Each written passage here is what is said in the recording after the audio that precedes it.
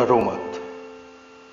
कलाम मुक़द्दस में 365 मरतबा मुख्तलिफ वाक़यात और शख्सियात के ज़रिए खुदा ने इंसान को ये बात समझाना चाहिए कि इंसान अपने दुश्मन के उस वार से नहीं मरता जो उसका दुश्मन उस पर करता है, बल्कि इंसान अपने डर की वजह से मरता है।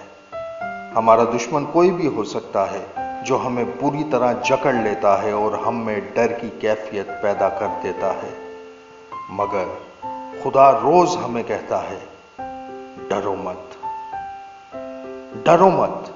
किसी भी तरह की आजमाइश से डरो मत, बीमारियों से डरो मत, बेरोजगारी से डरो मत, दुखों से, मुसीबतों से डरो मत, वीरानों से, तूफानों से डरो मत, माजी की गलतियों से, हाल की पसमानदगी से और मुस्तकबिल की फिक्र से डरो मत, रास्ता भटक जाने से, मंजिल खो जाने से, हालात बिगड़ जाने से डरो मत, रात की हैबत से, दिन को उड़ने वाले तीर से, अंधेरों में चलने वाली वबा से, दोपहर को वीरान करने वाली हलाकत से और मौत के साए की वादी से डरो मत। ये सब हमारे दुश्मन हैं जो हमें बुरी तरह जकड़कर बस डराना चाहते हैं, इसलिए डर से डरो मत।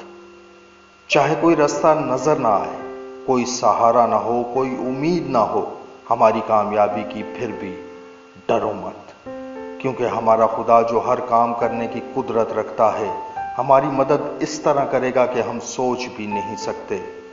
वो मुहैया करेगा अंधेरों में रोशनी, तूफानों में साहिल, बीमारी में शिफा, कमजोरी में कुव्वत और पस्ती में बुलंदी और सरफराजी। वो हमें हर मुश्किल खतरों और गहरे घड़ों में से निकाल लाएगा। वो हमें औकाबों की मानिद जोर और कुव्वत देकर हमारी जवानी को फिर से नया कर देगा। डर नाउमीदी पैदा करता है, नाउमीदी शक और वसवसों को जन्म देती है और शक ईमान को खा जाता है, क्योंकि ईमान अनदेखी चीजों का यकीन है जिसमें शक की कोई गुंजाइश नहीं होती। खुदा पर मुकम्मल भरोसा और ईमान ही हमें तमाम दुश्मनों पर गालिब आने के काबिल बनाता है।